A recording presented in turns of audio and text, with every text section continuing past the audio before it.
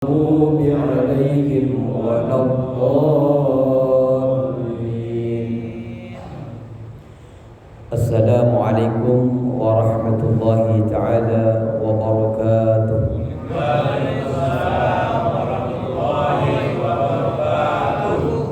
بسم الله الرحمن الرحيم. الحمد لله الذي جعل العلم أرفع الصفات الكمالية. أشهد أن لا إله إلا الله. أشهد أن محمدا عبده ورسوله لا نبي بعده. Terima kasih banyak.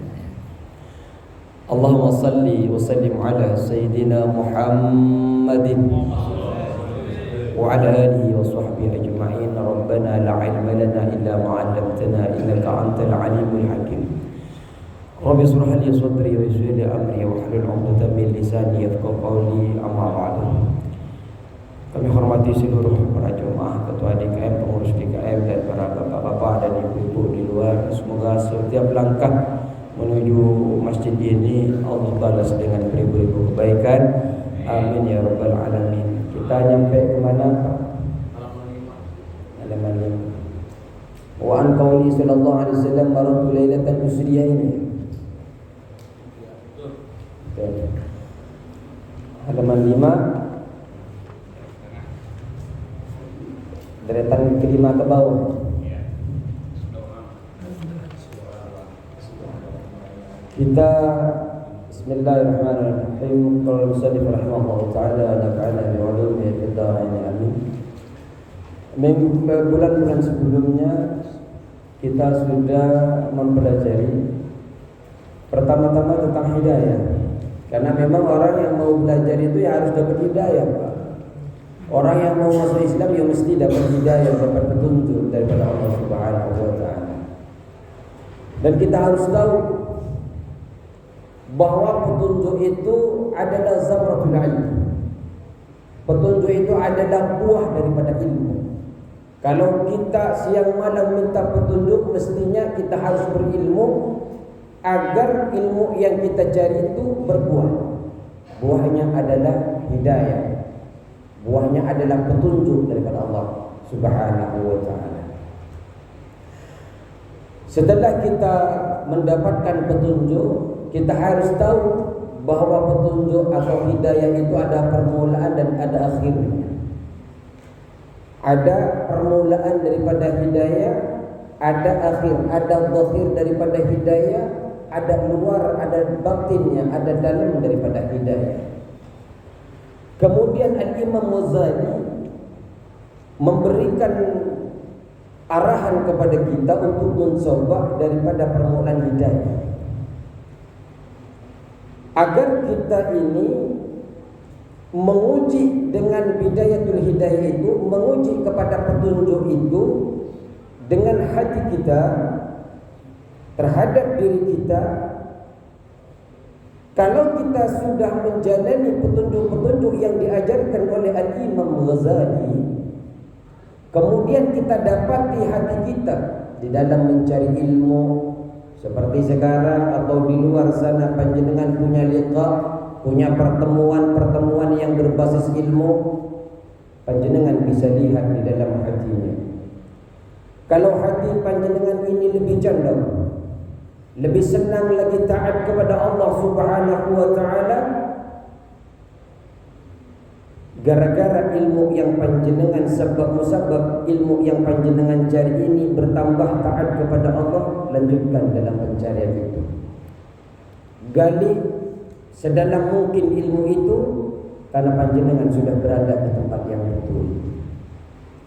Tapi kata Imam Ghazali, kalau sudah panjenengan mencari, ternyata panjenengan lebih suka menunda-nunda di dalam beramal soleh. Mau zakat ditunda-tunda, mau infak ditunda-tunda, mau salat malam ditunda-tunda. Padahal panjenengan rajin sekali di dalam mencari ilmu.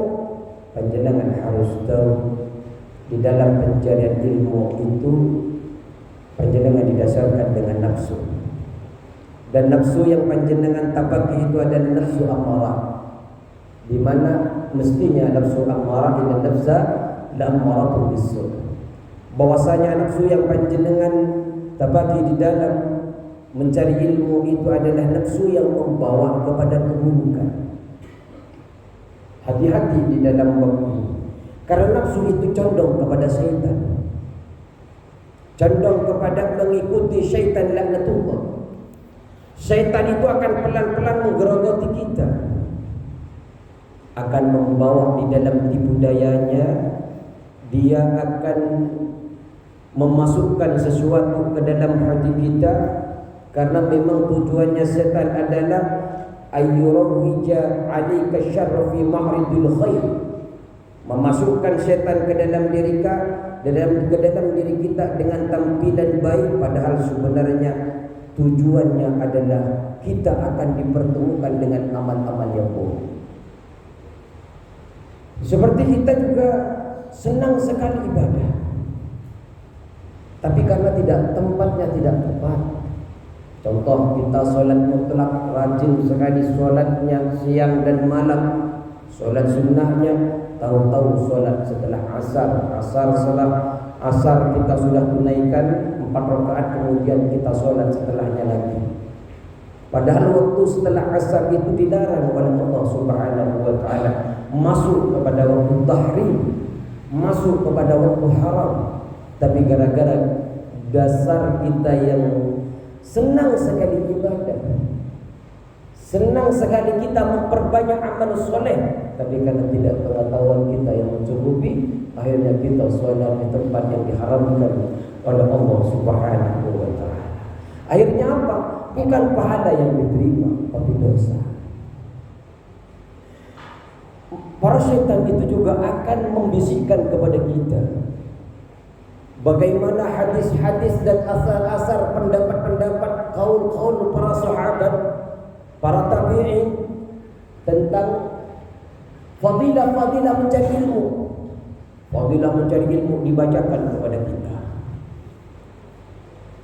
Fadilah menjadi ulama dibacakan oleh syaitan kepada kita, sehingga kita semangat di dalam mencari ilmu. Tapi syaitan men-skip, membuat lupa kita untuk mengingat kepada hadis Rasulullah sallallahu alaihi wasallam, man izdada ilman wa lam yasdad khudan lam yasdad min Allah illa. Barang siapa yang bertambah ilmunya tapi tidak bertambah petunjuknya, tidak bertambah ketaatan kepada Allah Subhanahu wa taala, maka dia tidak bertambah dekat dengan Allah, melainkan tambah jauh dengan Allah Subhanahu wa taala. Makanya jangan heran ketika orang banyak berilmu kok melakukan maksiat. Mereka banyak mencari ilmu tapi kok kelakuannya kurang baik. Jangan-jangan memang dia oleh setan mengikuti nafsu-nafsu yang mengikuti setan, kemudian dia dicampakkan kebaikan-kebaikan, tapi sejatinya adalah tujuannya keburukan oleh setan. Juga dibuat lupa oleh setan hadis Rasulullah sallallahu alaihi wasallam, asudun nasi adaban yaumil qiyamah. Siksa yang paling pedih di hari kiamat nanti itu adalah alimun lam yanfa'u Allahu bi'ilmihi. Orang yang alim, orang yang memiliki pengetahuan tapi ilmunya tidak buat manfaat kepada dirinya. Alim tapi ilmunya tidak bermanfaat sekali. Dia tidak amalkan ilmunya. Ilmunya tidak bisa membawa kebaikan dunia akhiratnya. Sehingga orang-orang yang seperti ini oleh Allah Subhanahu wa taala akan disiksa sisanya sangat pedih. Maka kemudian ada doa yang senantiasa dipanjatkan oleh Rasulullah sallallahu alaihi wasallam. Doa yang kita panjatkan, yang doa yang kita pelajari di bulan kemarin, Allahumma na'udzubika min 'ilmin la yanfa wa qalbin la yas'a wa 'amalin la yurfa wa du'ain la yusma'.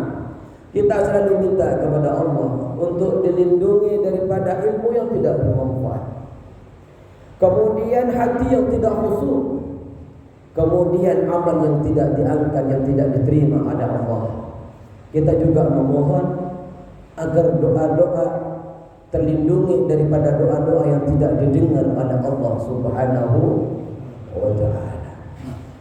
Hari ini kita akan melanjutkan Bismillahirrahmanirrahim. Wa an qaulihi sallallahu alaihi wasallam.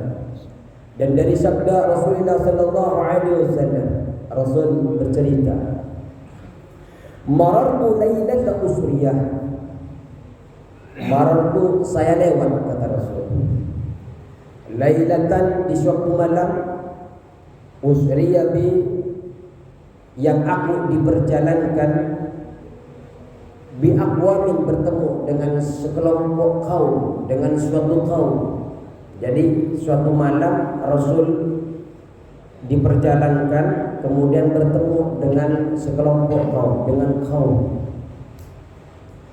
di mana kaum ini tuqradu shifa'uhum, bibir-bibirnya digunting. Jadi tuqradu itu digunting, shifa'uhum, bibir-bibirnya. Ada enggak bibir-bibir yang mau digunting sendiri, Pak? Dan guntingnya itu bimaqarida min nari, dari gunting yang terbuat dari api neraka. Digunting. Yang ngelihatnya aneh, Pak. Rasul ngelihatnya aneh, ada sekelompok orang yang menggunting bibirnya sendiri. Ditanya ada Rasulullah, faqultu, kemudian aku bertanya, ma antum, siapa kalian? Qalu, mereka menjawab, kunna na'muru bil khair, kami adalah orang yang suka memerintah kebaikan. Wala na'ti, akan tetapi kami tidak mendatanginya. Jadi semua kebaikan diperintah, disuruh orang-orang, ayo ke masjid. Dia nggak datang ke masjid. Tapi kalau ketua DKM, kemudian para pengurus-pengurus DKM ngajak, yang tertib ada di depan, insya Allah tidak sampai digunting nanti.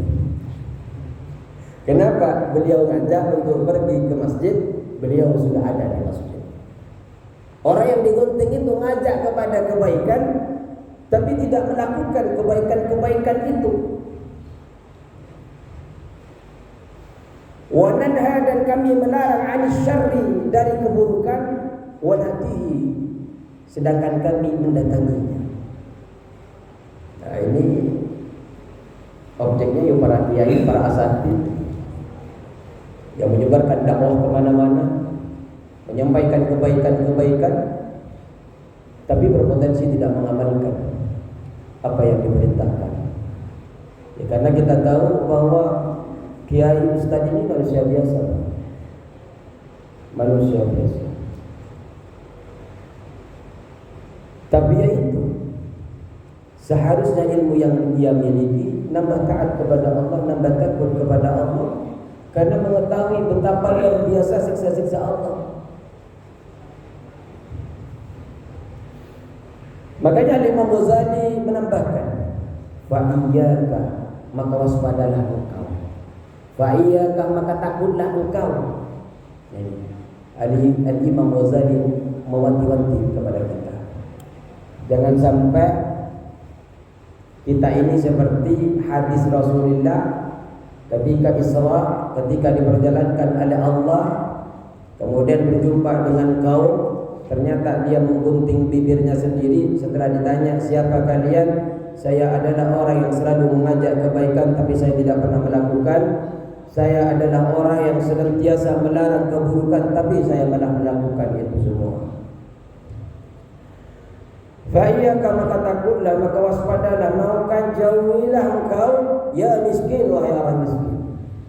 Miskin di sini bukan orang yang tidak punya harta. Miskin di sini adalah miskin kebaikan, orang-orang yang masih butuh pertolongan Allah di dalam ibadah, di dalam beramal saleh. Maka kita disuruh, termasuk saya adalah orang yang miskin. Betul-betul kita kurang di dalam beramal saleh. Ya miskin, wahai orang miskin, hati-hati, waspada, kata Imam Ghazali, antud'ina litazwirihi, untuk engkau tunduk kepada pemalsuan setan. Hati-hati terhadap pemalsuan setan. Wa tadalla bihabli ururihi, engkau akan terjerat bihabli ghururihi, dengan tali tipu daya setan. Kita akan pelan-pelan ditarik oleh setan itu. Fawailun, maka celakalah. Wail ini bermakna celaka, siksa yang sangat pedih. Wail juga bermakna di dalam tafsir itu suatu lembah di dalam neraka jahanam, di mana dalamnya lembah ini ketika kita terperosok jatuh ke dalamnya 40 tahun kita melewati baru sampai ke akarnya, ke dasarnya. Gunung ditaruh di lembah, wail ini akan hancur. Panasnya luar biasa. Celaka bagi orang yang bodoh, orang yang awam. Fawailun, maka celaka lil jahili bagi orang yang awam, orang yang tidak tahu. Haitsu lam yata'allam marratan wahidan, lantaran tidak belajar marratan wahidan, celakanya satu kali. Wa wailun, dan celaka lil alimi bagi orang yang alim, yang mengetahui. Haitsu sekiranya lam yu'mal bima alima, lam yu'mal yang tidak mengamalkan bima dengan apa alimah yang dia ketahui. Celakanya berapa? Alfa marrat, 1000 kali. Kalau orang bodoh, orang jahil, dia melakukan dosa, melakukan apa, celakanya cuma 1 kali. Tapi bagi orang yang berilmu, celakanya 1000 kali. Wah, kalau begitu Ustaz, kan orang yang jadi orang yang jahil gimana? Celakanya cuma 1 kali. Sedangkan orang yang alim celakanya 1000 kali. Wah, kita kayaknya minggu di bulan depan gak usah ngaji Pak Ustaz. Oh, bahaya ini. Kok banyak kan orang yang berilmu celakanya. Dijelaskan oleh Az-Nawawi, yang dimaksud celaka ini fa yumkinu ay yakuna al-adzabul wahid, ada kemungkinan celaka 1 kali menurut Al-Imam Muzadi ini asyadda min alfi bi'afin, lebih keras, lebih berat daripada 1000 kali lipat. Jadi siksa bagi orang bodoh memang 1 kali, tapi lebih berat dari 1000 kali lipat yang diberikan siksa kepada orang yang alim. Alim itu bukan kemudian kita bayangkan seorang ustaz, seorang kiai yang pakai surban, yang tidak. Alim ini artinya orang yang tahu. Panjenengan tahu. Saya yakin di sini banyak yang luar biasa, karena memang kalau ngambil Quran paling banyak beredar. Yang datang, alhamdulillah. Insyaallah alim, para alim insyaallah alim ini yang tahu, bukan yang jadi ustaz. Alim ini bukan sebutan dari ustaz, tidak. Tapi alim ini orang yang mengetahui tentang sholat, orang yang mengetahui tentang wudu, orang yang mengetahui tentang ibadah-ibadah lainnya. Ini orang yang alim. Jadi 1 siksa bagi orang yang awam, orang yang tidak tahu, ataulah orang yang bodoh, tidak ada mengurangi rasa hormat ini. Orang yang bodoh itu siksanya walaupun 1 kali menurut Al-Imam Nawawi 1000 kali lipat daripada siksanya orang yang alim. Jadi walaupun 1 kali siksa, tapi lebih berat dari 1000 kali lipatnya orang yang alim. Kenapa? Innal alima idza taraka wajiban, kata Nawawi. Ketika orang alim itu meninggalkan kewajibannya, enggak sholat Jumat umpamanya, enggak sholat fardu, enggak bayar zakat, orang alim padahal, artinya fasik lah. Atau dia melakukan muharraman, perkara-perkara, atau fa'ala muharraman, atau melakukan dia perkara-perkara yang diharamkan Allah. Naudzubillah, zina apa dan sebagainya. Padahal dia tahu, padahal dia alim. Wa yu'adzibuhu Allah Ta'ala, kemudian Allah mengazab dia, menyiksa dia karena dia berbuat maksiat. Mestinya disiksa Allah. Tapi disiksanya ayyakuna ta'dzibuhu ta'ala lahu tadhiran lahu kata. Tapi siksa yang diberikan kepada orang yang berilmu sebagai penyucian, sebagai pembersihan bagi dia yang sudah bermaksiat kepada Allah Subhanahu wa ta'ala. Sampai tidak ada sebuah riwayat mengatakan al-alimu habibullah. Orang yang berilmu itu adalah kekasihnya Allah. Walau kana fasiqan, walaupun dia orang yang fasik. Fasik itu fazir, orang yang selalu bermaksiat. Walaupun dia bermaksiat, tapi masih jadi kekasihnya Allah Subhanahu wa ta'ala. Wal jahilu aduwwullah. Sedangkan orang jahil, orang bodoh itu adalah musuhnya Allah. Kapanpun itu adalah musuh Allah. Walau kana abidan, walaupun dia itu seorang yang ahli ibadah. Orang ahli ibadah musuhnya Allah tak karena dia jahil. Sedangkan orang yang berilmu walaupun dia fasik menjadi kekasihnya Allah.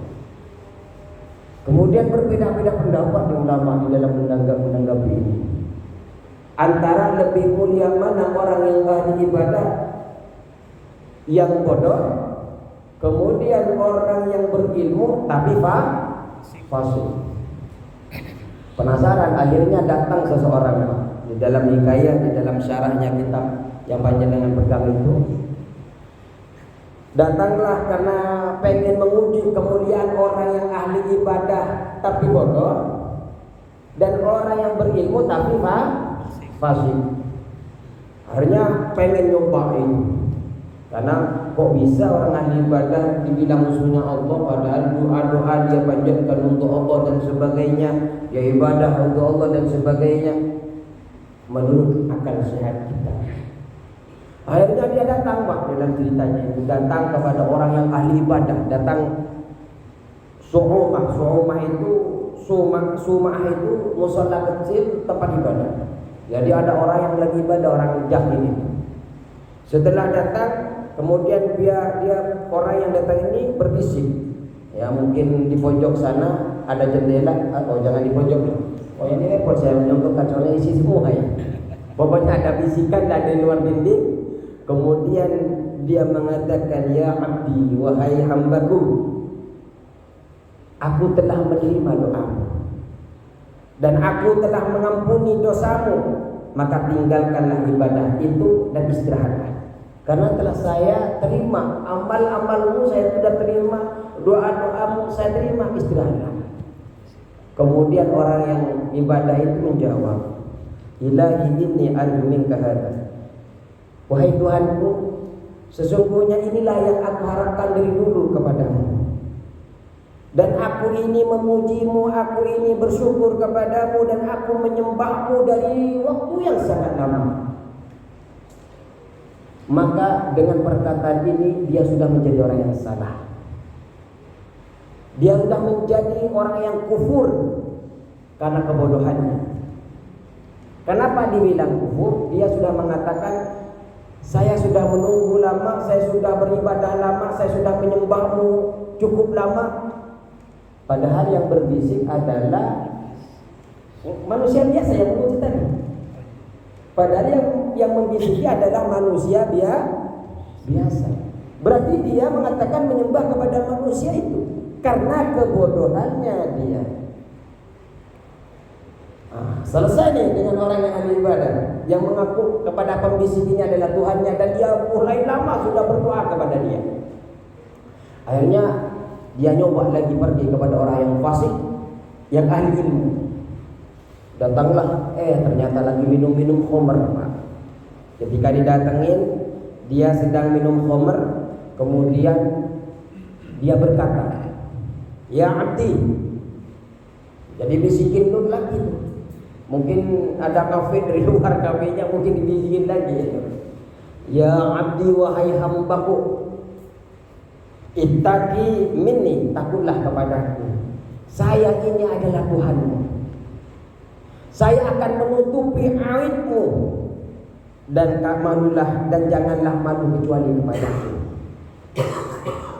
Kata yang mengaku Tuhan ini, Kalau kamu tidak berhati, saya akan membinasakan kamu. Apa yang terjadi? Fasallil alimul fasiqu Fazallal alimul fasiqu fasayfahu. Kemudian dia mengambil pedangnya, menghunuskan pedangnya, kemudian dia keluar ke tempat orang yang berbisik ini. Ya mal'un, wahai orang yang dilaknat, anta lam ta'lam rabbak, engkau itu tidak mengenal Tuhanmu. Fa inni a'maluka fa inni u'allimuka, saya akan mengajarkanmu siapa tentang Tuhanmu. Kemudian lari ini Pak. Jadi dia itu keluar langsung berkata orang yang fasik, wahai orang yang terlaknat, kamu ini tidak mengenal Tuhan. Karena kita tahu bahwa Tuhan itu laisa kamitslihi syai'un, bahwa Tuhan itu tidak pernah menyerupai sesuatu apapun yang sifatnya di dunia ini. Di alam semesta ini suaranya yang tidak ada.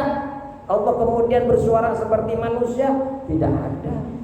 Kecuali yang orang yang jahil, yang percaya itu. Makanya ada yang mengaku nabi dapat wahyu dan sebagainya. Ini kan luar biasa.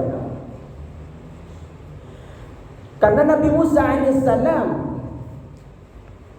disapa saja oleh Allah, pingsan. Nabi Musa Rasulnya, kekasihnya, pingsan. Malaikat Jibril alaihissalam ketika nyampe ke Sidratul Muntaha, naik lagi ke atas menemani Rasulullah sallallahu alaihi wasallam ketika Isra. Mau melangkah ke tempatnya Allah, tidak mau ada batasan malaikat Jibril, tapi Rasulullah memaksa ikut. Setelah ikut, kena cahayanya saja Pak, langsung menjadi kecil seperti burung Jibril. Hampir binasa Jibril alaihissalam karena tidak mampu mendapatkan sinar daripada Allah Subhanahu wa ta'ala. Makanya bagi orang yang jahil, percaya saja. Ketika berkata saya semalam mimpi bertemu dengan Allah, oh, luar biasa bertemu dengan Allah.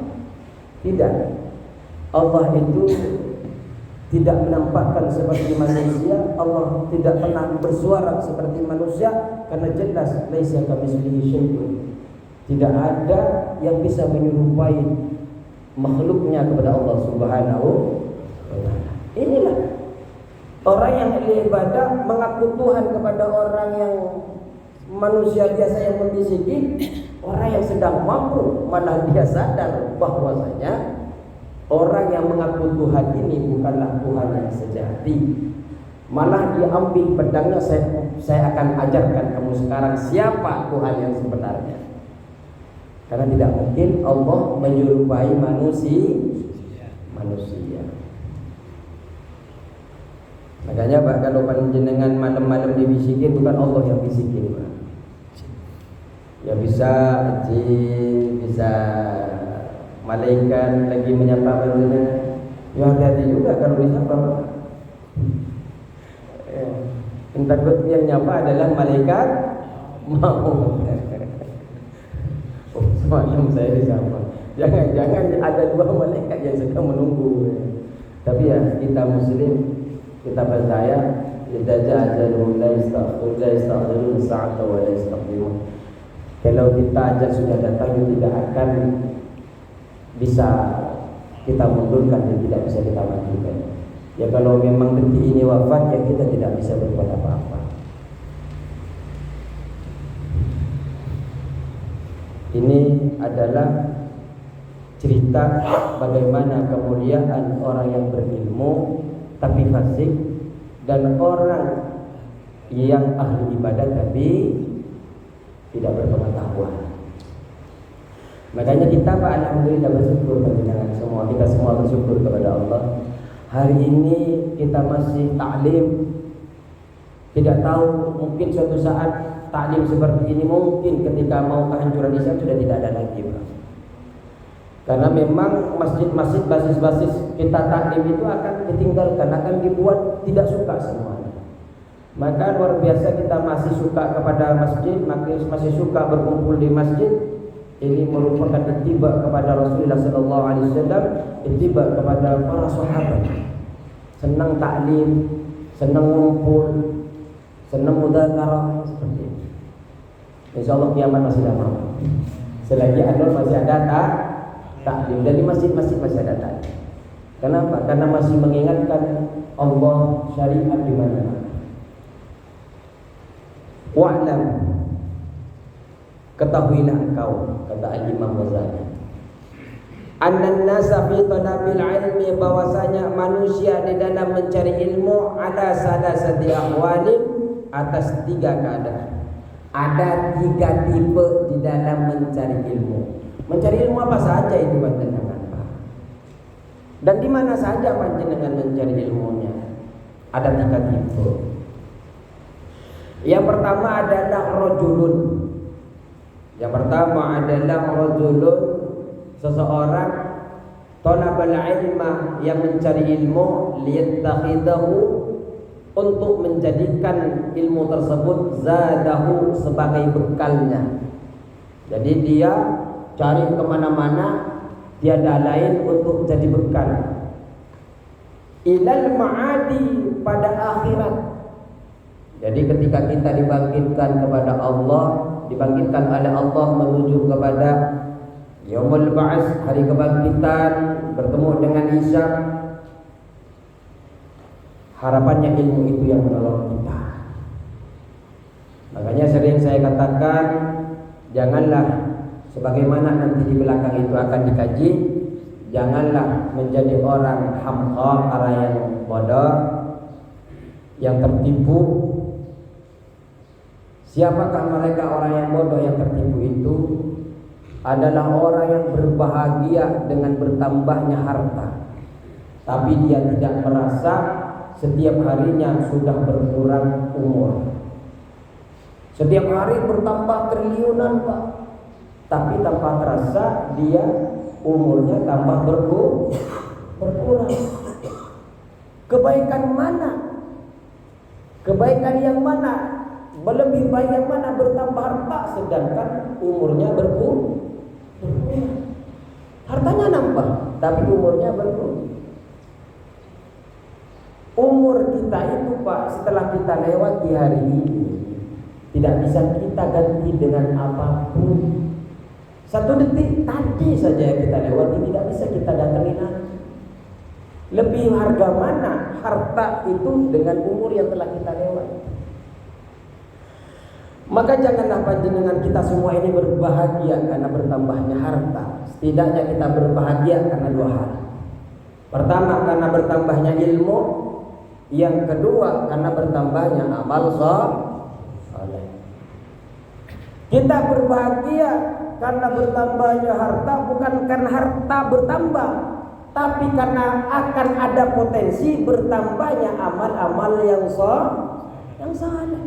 Dengan harta itu bisa memberikan pelayanan terbaik kepada umat, kepada fakir dan miskin, para du'afa, pada pembangunan operasional masjid dan sebagainya. Karena kalau tidak punya harta, ya tidak bisa melakukan ibadah yang seperti itu.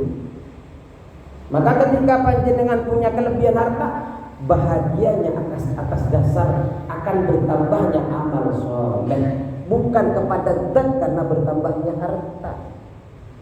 Kenapa kalau sama hartanya tidak perlu bahagia? Hartanya nggak bisa dibawa mati, Pak. Ketika dikubur nggak ada. Loh, itu katanya amal harta yang jariah bisa. Ya, bukan hartanya tapi jariahnya, yang kemudian amal soleh sebab harta itu yang kemudian menjadi amal yang bermanfaat. Semua akan dari, Pak. Yang menemani kita di kuburan adalah amal soleh. Yang akan menemani kita di kuburan adalah ilmu kita, pemahaman kita tentang syariah. Anak-anaknya pulang, istrinya pulang, suaminya pulang setelah kita dikubur, Pak. Ada yang pengen dikubur bersama. Pernah dengar ada yang mau dikubur bersama? Pokoknya saya satu cinta, Pak Ustaz, pengen kalau mati dikubur bersama. Ya kalau mati dikubur bersama nggak apa-apa. Tapi kalau hidup ya nggak bisa. Jadi ya bisa dibilang gila sama orang yang gila itu. Semua akan meninggalkan kita semua ketika wafat, kecuali dua perkara: amal soleh dan ilmu yang bermanfaat yang akan menemani kita di kuburan. Maka tipe yang pertama adalah orang yang mencari ilmu untuk menjadikan bekal akhirat. Walam yaqsid bihi, dan tidak bermaksud dengan mencari ilmu tadi illa wajhallahi, kecuali ridhonya Allah, wad daral akhirata, dan kampung akhirat. Fahada minal faizin, maka orang yang seperti ini minal faizin, termasuk orang-orang yang beruntung. Orang yang duduk hari ini karena ingin bertambah bekal akhirat, takut kalau ibadah salah, tidak sesuai tuntunan syariat, sehingga dia memperbanyak bekal-bekal itu. Ini yang kemudian orang beruntung, Pak. Jangan sampai seperti orang jahil tadi, malah orang yang berbisik tidak tahu dari mana bisikan datang malah menyembah. Jangan. Apalagi dibisikin, saya adalah Tuhan yang bisa menggandakan uang kepadamu. Wah, kayaknya saya cepat kaya nih kalau saya menyembah ini. Karena memang sekarang ini lebih populer yang dicari ustadz yang bisa menggandakan uang daripada ustadz yang menyampaikan ilmu seperti ini. Orang yang ustadz yang bisa menggandakan uang, walaupun di Sumatera dicari kok, terbang ke sana. Nah, ini akhir zaman akhir. Jadi jangan lupa bahwa tipe yang pertama adalah mencari ilmu karena Allah untuk dijadikan bekal akhir. Yang kedua adalah warajulun, dan orang talabahu, mencari ilmu, yang mencari ilmu liyasta'ina bihi, untuk membantu dengan ilmu itu ala hayatihi, untuk kehidupannya. Jadi saya mencari ilmu Ustaz biar saya bisa hidup dengan ilmu saya. Jangan, Pak. Kalau anak-anak panjenengan jangan dididik mencari ilmu kuliah biar dapat kerja, jangan, terlalu kecil dia. Tetap niatkan karena Allah. Ketika niat karena Allah, dapat kerja atau tidak itu sudah, yang penting niat sudah melibatkan Allah. Yang penting terus ikhtiar. Apalagi niat panjenengan menyekolahkan anak-anaknya biar kelak bisa bantu panjenengan, ya, tidak bagus. Karena ketika anak-anaknya sudah lulus, dia diuji oleh Allah melalui anaknya, ternyata tidak bisa membantu panjenengan, akan kecewa panjenengan, Pak. Niatkan saja karena Allah. Allah yang merintahkan kita memberikan ilmu kepada dia, karena kita tidak mampu maka kita sekolahkan keluar. Ini adalah tanggung jawab kita mendidik mereka, karena tidak bisa mendidik sendiri, tidak bisa mengeluarkan ijazah sendiri, sehingga kita pasrahkan kepada lembaga-lembaga yang di luar. Tetap niatnya ingin menghilangkan kebodohan karena Allah Subhanahu. Saya kuliahkan anak saya ke ini, Ustaz IPB, UNER, ITB, agar bisa nanti Pak Ustaz bisa bekerja ini, bekerja. Saya keluarkan ke Harvard, ke luar negeri, ke Singapura. Untuk apa? Bisa linknya biar bisa kerja begini-begini. Terlalu kecil, Pak, niatnya. Ketika tidak tersampai nanti kecewa. Yo panjenengan kecewa, yo anaknya kecewa. Coba tanamkan ketika panjenengan menyekolahkan anaknya, mengkuliahkan anaknya, niat karena Allah Subhanahu wa taala. Harta kerjaan sudah ada yang atur. Tugas saya sebagai orang tua, saya memiliki kewajiban mendidik, karena sekarang anak saya tidak mampu mendidikmu karena kekurangan fasilitas, kekurangan ilmu. Saya pasrahkan ke lembaga, saya percayakan lembaga itu yang bisa mendidik. Insya Allah akan berkah.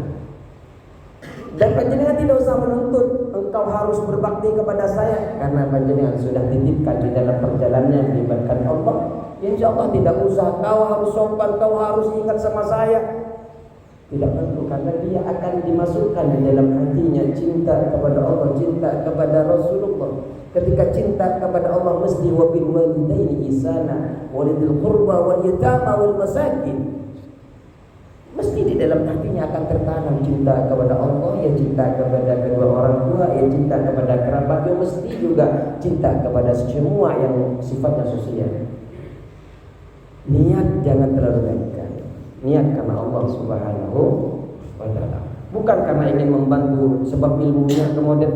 Bukan ilmu yang membuat kita bisa makan, Pak.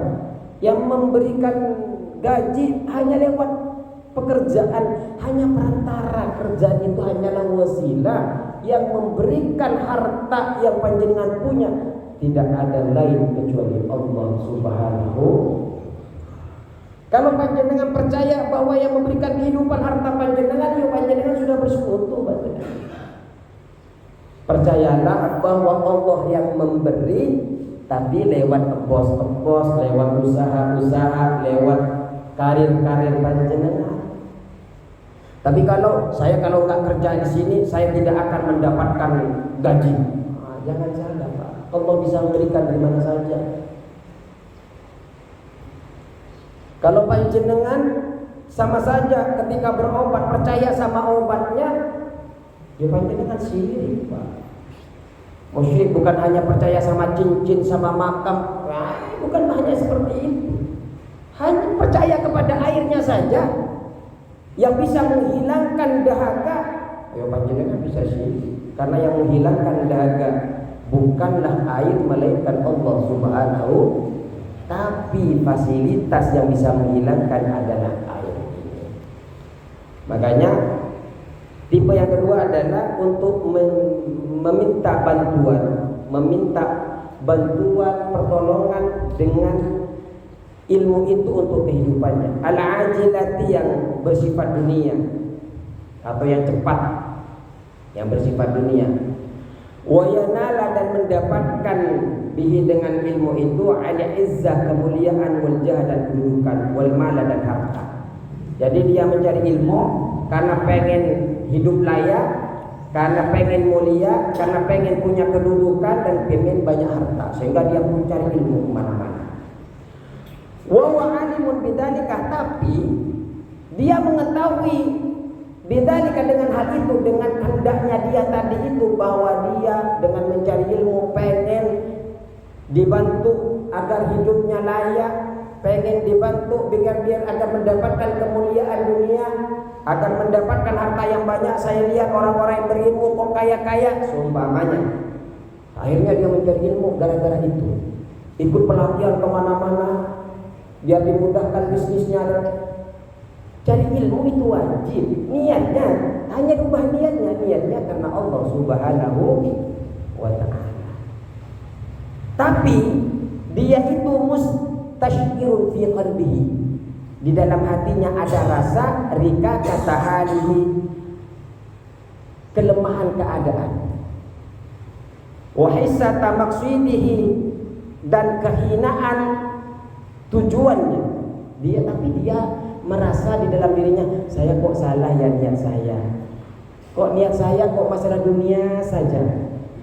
Masih ada niatnya karena dunia, tapi masih ada di dalam hatinya merasa hina karena rendahnya.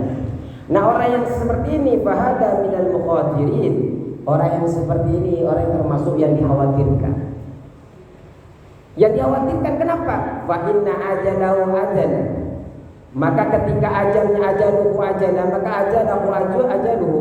Ketika ajalnya datang kepada dia, qabla taubat, sebelum bertaubat, artinya masih niatnya tidak baik. Makanya kalau panjenengan ketemu belajar di mana-mana, anaknya belajar di mana, tetap tanamkan niat kata Allah. Kenapa?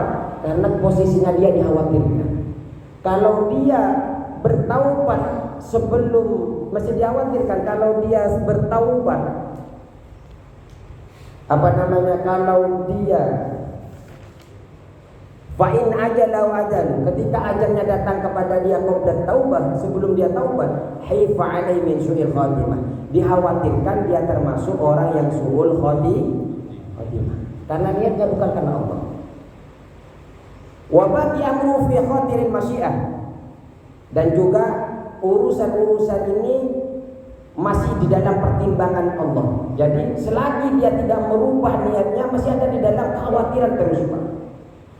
Wa inu fi qali taubati qabla al-hululi.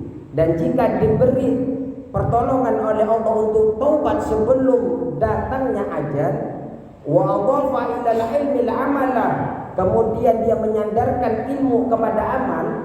Setelah dia ternyata sebelum wafat, sebelum ajal datang, dia sudah bertaubat. Ya Allah, saya salah niat, anak saya salah niat. Ternyata sudah bertaubat, merubah niatnya. Kemudian ilmunya disandarkan kepada amal-amal sholih.